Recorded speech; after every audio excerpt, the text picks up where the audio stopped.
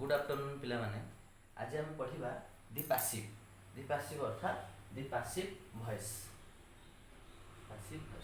आमे जानिछे active voice रु आमे पासिव वॉइस करिबा। अच्छा एठी आको आमे कहंती वॉइस चेंज।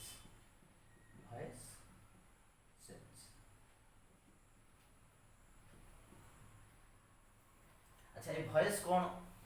कौन देखिबा। वॉइस इटा कौन ना voice refers to the form of the verb that shows whether the doer of an action voice होची form of the verb it is voice is about form of the verb that shows whether the doer of an action is the subject or object of a sentence। ताले हम देखिबा ए doer टा कोन तो मैं जानछो subject गोटे sentence रो ए सब्जेक्ट कोन आ डुअर कोन आमे ओडिया रे दीटा जा कहूचे कर्ता आकु कहूचे कर्ता आकु भी कहते कर्ता किंतु आ भितरे पार्थक्य अछि। गोटे उदाहरण दे दोछि देखो राम प्लेज फुटबॉल एठी राम होची सब्जेक्ट एबा के राम सब्जेक्ट आ राम मध्य डुअर कारण से निजे कामटी करूची जे करूची से जे एक्चुअली काम करूची से ला डुअर एठी राम सब्जेक्ट एवं राम डुअर किंतु ए वाक्यटा को मुटिके चेंज कर दोछि वर्तमान हला football is played by Ram. ए वाक्य रे देखो कोन हला एठी फुटबॉल एटा सब्जेक्ट आउ ए वाक्य रे डुअर के प्रकृत रे काम के करछि राम तेनु ए वाक्य रे बदली गेला डुअर से राम रहिला प्रथम वाक्य रे राम डुअर थिला द्वितीय वाक्य रे राम भी डुअर रहिला किंतु प्रथम वाक्य रे राम सब्जेक्ट थिला किंतु द्वितीय वाक्य रे फुटबॉल सब्जेक्ट हे तेणु यही तुम जान सब्जेक्ट और डुअर भितर पार्थक्य कौन। सब्जेक्ट है गोटे वाक्य रे जे प्रधान गोटे सेंटेंस रे जहाँ को इम्पोर्टेंस दिया होची जहाँ विषय किसी कह होची सी होची सब्जेक्ट। प्रथम वाक्य रे राम विषय कह द्वितीय वाक्य रे फुटबॉल विषय कह तेणु फुटबॉल होची सब्जेक्ट किंतु दुईटी जाक वाक्य रे कामटी प्रकृत रे राम करूची तेणु राम ही डुअर प्रथम वाक्य रे राम डुअर द्वितीय वाक्य रे भी राम डुअर। ताले हमें डुअर जानि गेले सब्जेक्ट कोन डुअर कोन जे एक्चुअली काम करूची से होची डुअर आ वाक्य रे जहाँ विषय रे कहैछि से होची सब्जेक्ट बुझि पारलो। एबे हमें जिबा मूल कथा को हमें कहिथिले जे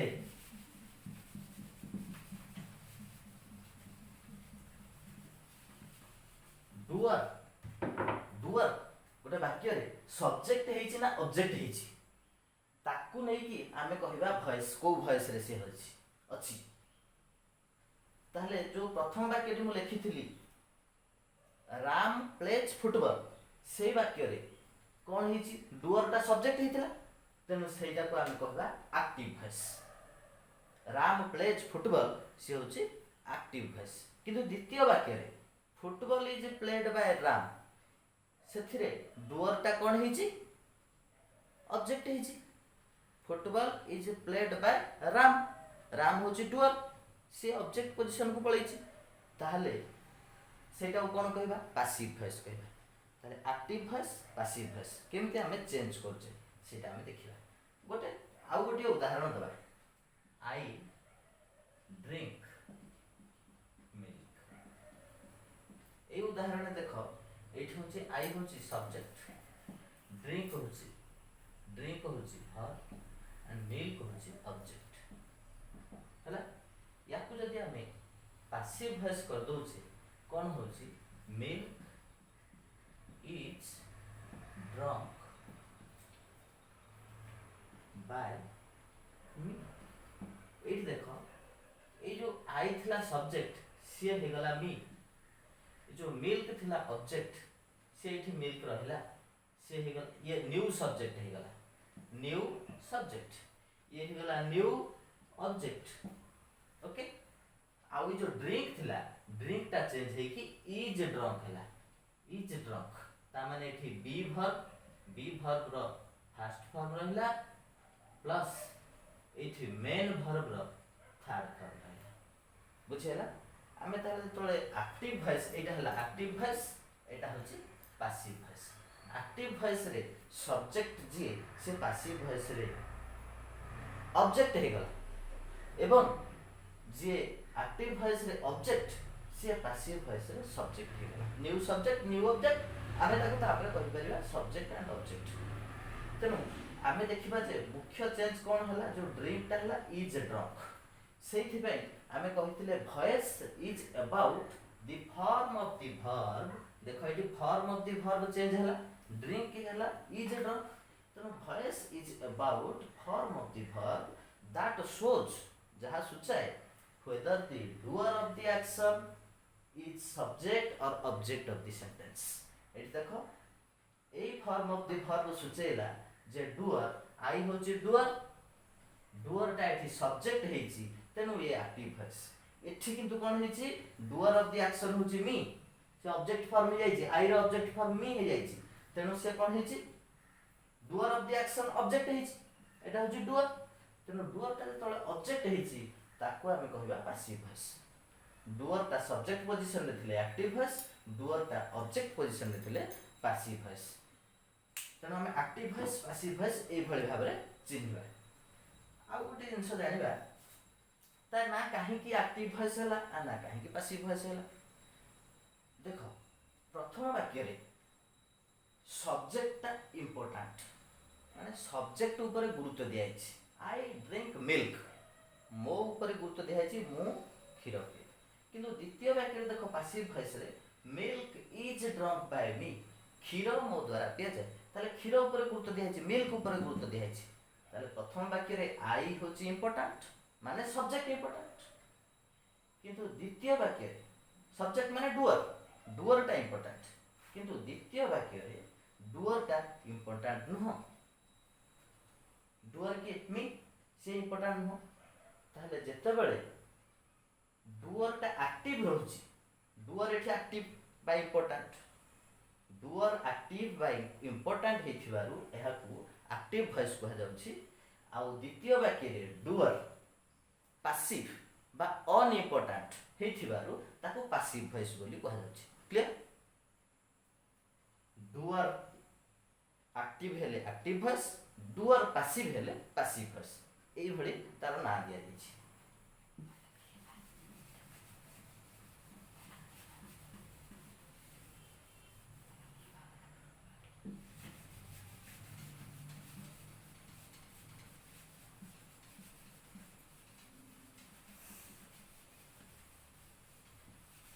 एबे हमें देखिबा जे वॉइस चेंज रे कौन कौन मेजर चेंज हुए मुख्य चेंज प्रथम जिनस देख वॉइस चेंज रे फर्स्ट पॉइंट है it changes the function of the subject and object the function of subject and object एटा चेंज हुए दुई नंबर आउ कौन हुए the position of the subject and object तीन नंबर आउ कौन चेंज हुए ना it changes the form of the verb तीनोटी मेजर चेंज हला वॉइस चेंज रे the function of subject and object the position of subject and object आउ form of the verb आमे उदाहरण देखि साचे पूर्व उदाहरण रे सब्जेक्ट ऑब्जेक्ट रो फंक्शन चेंज हला ता माने सब्जेक्ट हे गला न्यू ऑब्जेक्ट हे गला न्यू सब्जेक्ट पोजीशन चेंज हे गला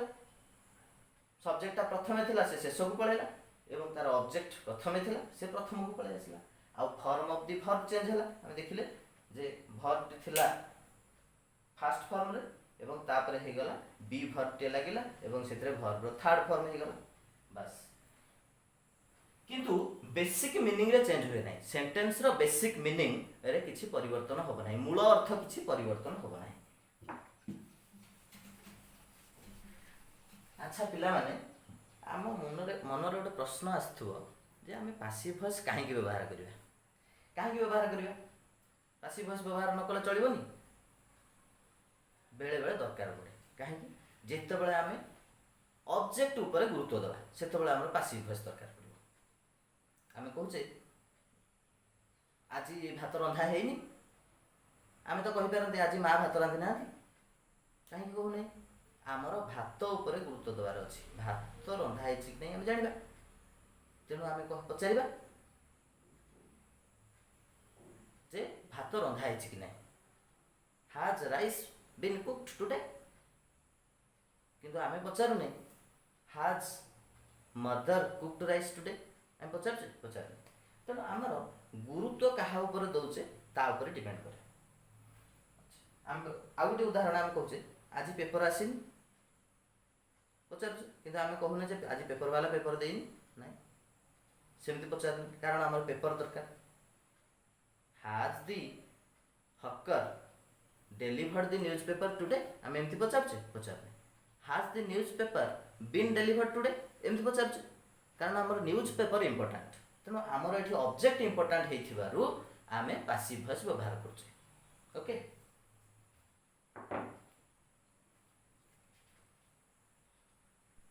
आउ गोटे जिनस आम जाना जे एक्टिव वॉइस रू पासिव वॉइस केतेबेले हो पारिबो ना जेतेबेले गोटे सेंटेंस रो ऑब्जेक्ट थिबो ऑब्जेक्ट नथिले आम पासिव वॉइस करि परिबा नाही ता अर्थ इंट्रांजिटिव वर्ब रो पासिव वॉइस हो पारिबो नाही जो वाक्य रे बा जो सेंटेंस रे इंट्रांजिटिव वर्ब थिबो से इंट्रांजिटिव वर्ब थिबा सेंटेंस टी पासिव वॉइस हो पारिबो नाही केवल ट्रांजिटिव वर्ब ता अर्थ ऑब्जेक्ट थिबा दरकार आमे जो उदाहरण नेले जे कोन I eat mango आ गोटे उदाहरण आम नेले इट एटा गोटे ट्रांजिटिव वर्ब कारण ऑब्जेक्ट होची मैंगो तेणु ताको आम चेंज कले मैंगो इज इटेन बाय एठी कौन है मेजर चेंज देख मैंगो एठी पळे आसला आई एठी पळेला एवं एटा एठी थिला ये सब्जेक्ट ये ऑब्जेक्ट एवं एठी ये ही गला न्यू सब्जेक्ट एठी ही गला न्यू ऑब्जेक्ट एवं जो ट्रांजिटिव वर्ब थिला हम तो खाली वर्ब बोली कहबा ट्रांजिटिव वर्ब ओके ए वर्ब रो फर्स्ट फॉर्म थिला actually v1 I eat mango present form एवं तापर कोन हला एटा इज इटेन गोटे बी वर्ब लागिला बी वर्ब रो फर्स्ट फॉर्म हला तापर जो मेन वर्ब थिला तार थर्ड फॉर्म हला ताले हम कोन लक्ष्य करले ए जो वर्ब चेंज होची एटा को हम लक्ष्य करले हम पासिव वॉइस बुझी परला जते बेले v1 थिला से बी वर्ब गोटे आसिला ता सहित v3 हे गला ता माने हमें थु सिखले पासिव वॉइस हबो माने वर्ब रो थर्ड फॉर्म हम करियो करियो एवं ता पूर्व गोटे बी वर्ब टे लागिवो केवल बी वर्ब न तार आम टेन्स अनुसार आम पढ़ा जे कौ टेन्स रे थिले कौन लगे कौ वर्ब और कौ फॉर्म लगे से फॉर्मूला आम पढ़ा मुख्य कथा आम जानिले जे वर्ब रो जो मेजर चेंज होची वर्ब रो सेटा जानि गले हम पासिव वॉइस करि परिबा देखिबा ताले आम ताले स्टेप कोन आरो स्टेप उडा हम यदि मन पकेबा प्रथम कथा होची आम देखिबा सेंटेंस टी को टेन्स रे अछि हमर एटा देखो अछि प्रेजेंट सिंपल रे अछि तापर कथा होची आमे कोन करिबा ऑब्जेक्ट को आउ सब्जेक्ट को इंटरचेंज करिबा ऑब्जेक्ट आसी गला सब्जेक्ट पोजीशन को सब्जेक्ट गला ऑब्जेक्ट पोजीशन को सेकंड स्टेप थर्ड स्टेप रे कोन करिबा गोटे ऑक्सिलरी वर्ब टे बसेबा से ऑक्सिलरी वर्ब ता कोन ना से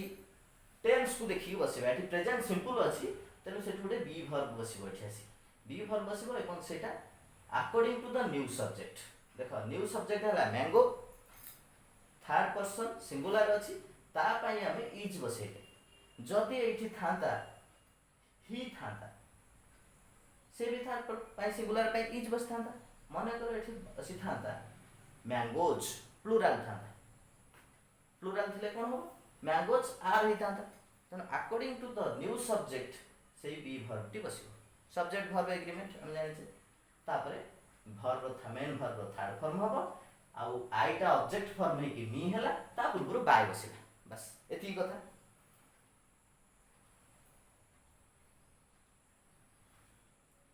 ताले सब्जेक्ट आ ऑब्जेक्ट फॉर्म जो इंटरचेंज होची आमे टिके देखि दबा सब्जेक्ट फॉर्म रो केमते ऑब्जेक्ट फॉर्म को होची आमे आई थिले ताको करबा मी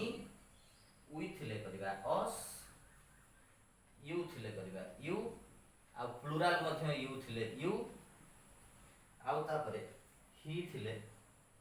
हिम सी थिले हर ओके तापरे दे थिले देम आउ इट थिले से इट जे कोनसी ना थिले राम थिले राम ए टाइप रो सब्जेक्ट फॉर्म रो ऑब्जेक्ट फॉर्म हम करबा एति की जानि गेल अच्छा यार किछ फार्मूला हमें पढ़िबा अच्छा बेले बेले डबल ऑब्जेक्ट था कोन करबा सेते बेले जेतोले डबल ऑब्जेक्ट थियो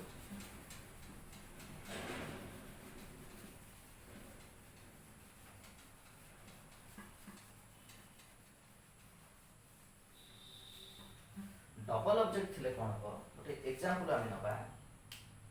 जे ही gave me a book एठी देखिला मी गोटे ऑब्जेक्ट बुक गोटे ऑब्जेक्ट एठी बुक हला डायरेक्ट ऑब्जेक्ट मी हला इनडायरेक्ट ऑब्जेक्ट ताले आमे एठी पैसिव केमति करबा एठी चेंज कर दबा दी प्रकार होई पाइबो गोटे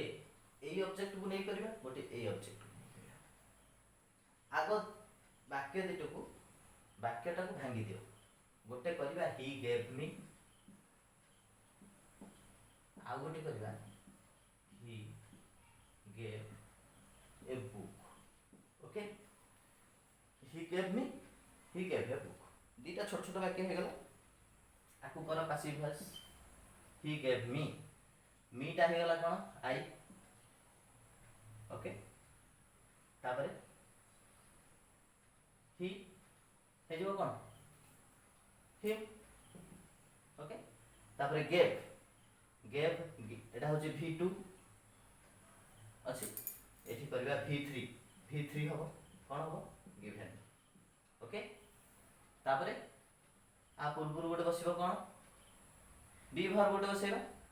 एठी वाज बसिबो जेहेतु एटा पास्ट टेंस रे अछि हम टेंस देखले he gave me past simple रे अछि तेनो आई वाज गिवन एटा बी वर्ब रो सेकंड फॉर्म है आ एटा हिम हम जानले ऑब्जेक्ट आई वाज गिवन एठोडे बाय बसिबो मछि I was given by him हे गला एटा सेमति हबो कोन ही गेव ए बुक ताले एठी हबो ए बुक ए टोटल ऑब्जेक्ट ए सब्जेक्ट हला ए बुक सेमति हबो was given by him okay ताले ही गेव मी हला was I was given by him he gave a book हला a book was given by him दीटा को हमें मिसे द कोन हबो I was given a book